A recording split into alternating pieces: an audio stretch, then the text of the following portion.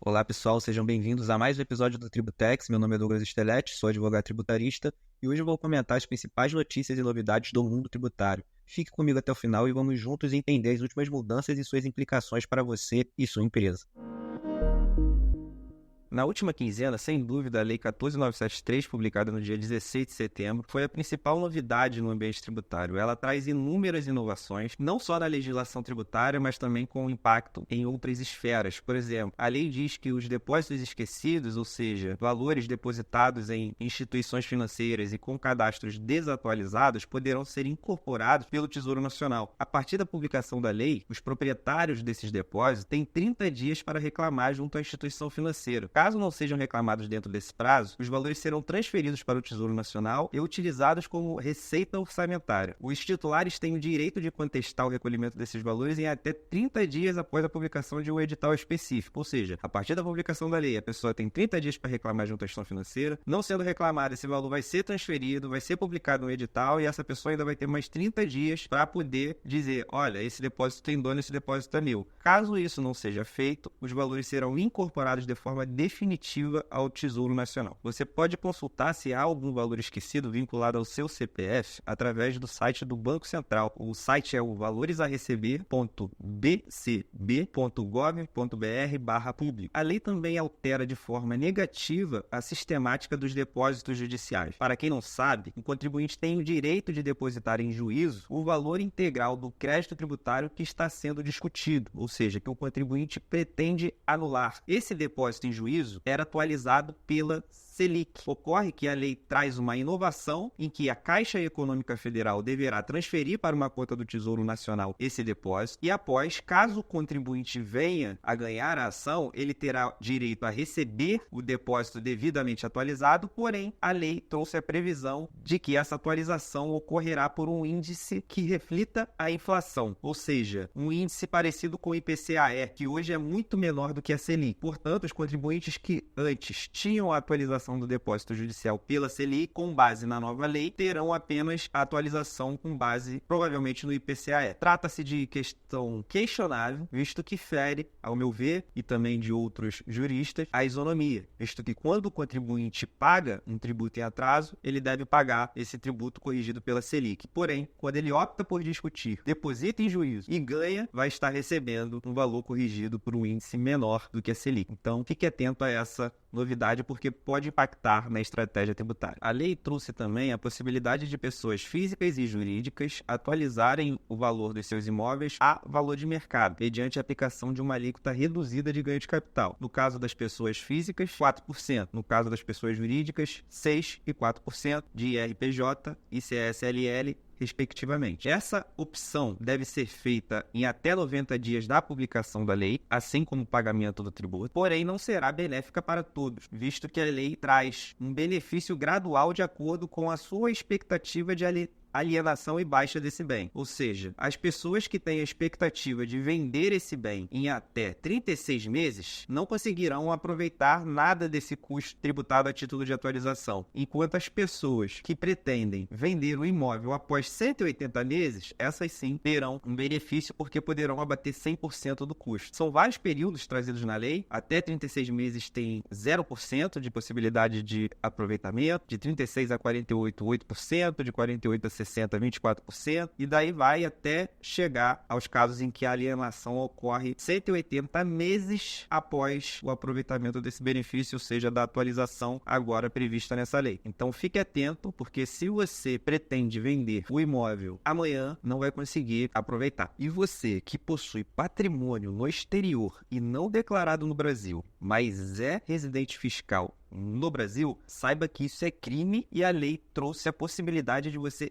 regularizar essa situação através do Regime Especial de Regularização Cambial e Tributária, RECT. Esse regime, que já foi instituído uma vez em 2016, salvo engano, ele permite que o contribuinte declare os bens que possui no exterior e, em troca, obtenha anistia dos crimes tributários envolvidos. Porém, não é só declarar e vai ficar por aí não. Você tem que recolher o tributo, que é de 15%, e a multa, de 100%, além de alguns outros requisitos específicos para que, de fato, a anistia lhe seja conferida. O prazo para a adesão é de 90 dias contados da publicação da lei. Então, fique atento e se regularize. E para fechar os destaques dessa superlei, vale mencionar a alteração do parágrafo 21 do artigo 8º da Lei 10.865 de 2004, que aumentou a alíquota da COFINS importação em 1% dos produtos ali mencionados. Então, se você trabalha com importação, que é o meu caso, vale dar uma olhada e ver se o seu cliente não será impactado por essa alteração. Ufa, que lei, né? Rapaz. E no judiciário, o primeiro destaque vai para a decisão do Supremo Tribunal Federal, que disse que as instituições financeiras devem fornecer dados de clientes ao fisco. Essa decisão foi proferida na ADI 7276 e apenas confirma a jurisprudência do tribunal, que já havia entendido em outras oportunidades que, nesse caso, não tem uma quebra do sigilo bancário. Há, na verdade, uma transferência de sigilo, pois o fisco já tem o sigilo fiscal. E em relação às instituições financeiras, haveria o sigilo bancário. Então, o envio das informações sigilosas de que dispõem as instituições financeiras não teriam o sigilo quebrado, porque seria para o fisco, que também já tem a obrigação de manter o sigilo fiscal. E a partir disso foi validada uma norma do CONFAS, em que trazia uma obrigação acessória das instituições financeiras que deveriam fornecer as informações de seus clientes de interesse do fisco, e isso só reforça que a gente está na era do fisco digital. A gente está num momento em que o poder público está cada vez mais equipado com ferramentas para fiscalização em massa, ele possui todos os dados dos contribuintes e ainda está investindo em inteligência artificial. Ou seja, cada vez mais o auditor fiscal necessita de menos energia para fiscalizar e lavrar um auto de infração. Então, o que antes era comum, como por exemplo, as pessoas acharem que por ser peixe pequeno ela não seria fiscalizada, hoje já não é tão comum assim, porque da onde vem essa retórica de que peixe pequeno não é fiscalizado? Vem justamente do fato do fisco não ter braços para fiscalizar todo mundo. Então, a partir do momento que você não tem a possibilidade de fiscalizar todo mundo, você opta por fiscalizar os grandes contribuintes. Mas com a implementação dessas ferramentas que proporcionam essa eficiência muito maior, essa fiscalização em massa, o fisco passa a ter capacidade, sim, de fiscalizar mais pessoas e autuar também mais pessoas, mais contribuintes. Então, essa lente, essa régua do peixe pequeno está cada vez mais próxima de você aí, que tem a sua pequena empresa, fatura ano 3 milhões de reais e acha que é peixe pequeno. E não é. Eu vejo até MEI caindo em situações como essa, porque não declara as vendas do cartão de crédito, mas o fisco já tem essas informações. Então, basta que o fisco lavre o auto de infração. E ele não vai lavrar amanhã. Ele tem 5 anos para lavrar o auto de infração. Então, mesmo nos casos em que é apenas um esquecimento, você vai ter que provar que de fato foi um erro material. E se você não tem um controle efetivo, que a grande maioria das pessoas não tem, quando chegar o auto de infração, quase 5 anos depois, você não vai ter nem mais a documentação dessa operação, vai acabar tendo que pagar o valor do tributo ou responder um processo criminal, porque a probabilidade é que a situação seja enquadrada realmente como uma atuação dolosa com o intuito de sonegar, simular, fraudar, enfim, a retórica do fisco é variada para lhe acusar criminalmente. Então fique atento. No Superior Tribunal de Justiça foi julgado o tema 1226, que tratou da tributação das Stock Options. O que são as Stock Options? São planos de opção de compra de ações oferecidos por empresas a funcionários como incentivo, que visam criar engajamento e retenção de talentos ao oferecer participação no crescimento da empresa. Então, o que o STJ decidiu? Ele decidiu que as Stock Options possuem uma natureza mercantil e que, por isso, não poderiam ser tributadas no momento da opção de compra, e sim na venda, mediante a apuração do ganho de capital. Essa decisão ela é muito interessante porque pode impactar também na tributação relacionada a verbas trabalhistas, como a contribuição previdenciária patronal que incide sobre a folha de salários. Mas isso não estava em discussão aqui. Em discussão nesse tema estava a tributação pelo imposto de renda. E eu gosto de fazer uma comparação, por exemplo, com o caso caso da Americanas, que está enfrentando um cenário dificílimo. E a Americanas é uma empresa que oferecia stock option. Ou seja, imagina se o funcionário da Americanas tivesse que tributar no momento da opção da compra dessas ações esse acréscimo patrimonial. E ele comprou lá atrás, quando a Americanas estava voando, a R$20, não sei. E agora, com a Americanas a R$1, ele vai vender e teve um prejuízo. Em tese, não tributaria pelo ganho de capital nessa venda. Mas olha a perda que ele teria. Isso é justo? Não acho justo. Então o STJ, para mim, acertou nessa decisão, porque de fato não há no momento da opção de compra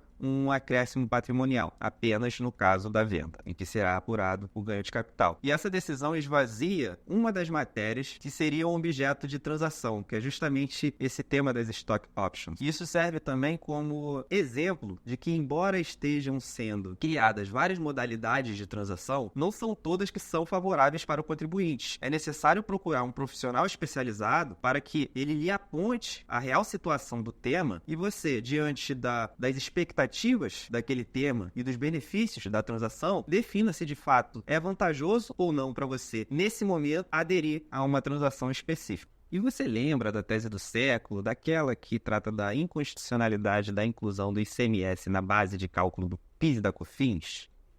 Pois bem, acho que a gente tinha que mudar o bordão para tese do contencioso de um século.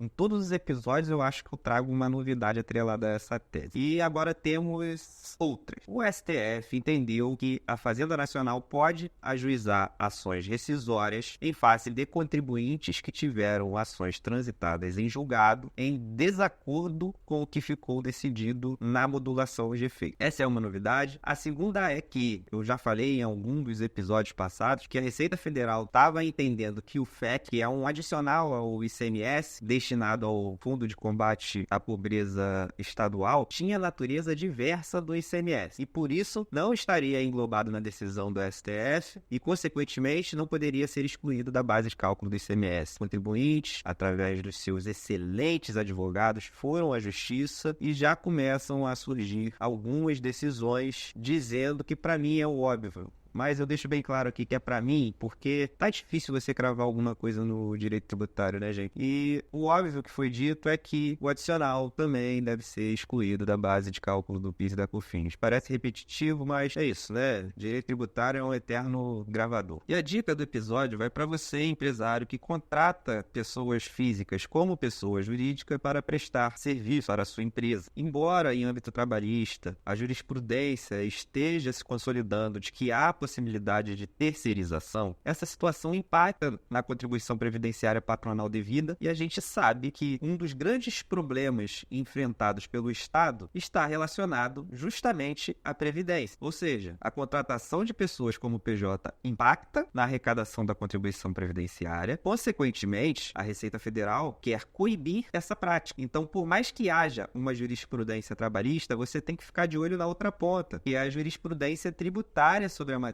Essa questão vai ter um boom nos próximos anos, pode anotar. Então você tem que, desde logo, tomar as precauções para que a sua contratação não seja considerada uma fraude e, consequentemente, a Receita Federal venha lhe cobrar a contribuição previdenciária que deixou de ser recolhida. Então, procure um profissional especializado para analisar caso a caso da sua empresa em matéria tributária. Esquece o trabalhista, foca no tributário. Aliás, não esquece o trabalhista, mas aí você procura o advogado trabalhista. Eu não sou trabalhista, eu sou tributarista. Então, aqui a gente está falando de tributação e fica ciente que uma coisa é uma coisa, outra coisa é outra coisa. Já dizia o meu antigo professor Galdino, que atribuía essa frase ao Albino Açougueiro. Quem estudou na Cândido Mendes com certeza conhece essa frase, né? Uma coisa é uma coisa e outra coisa é outra coisa.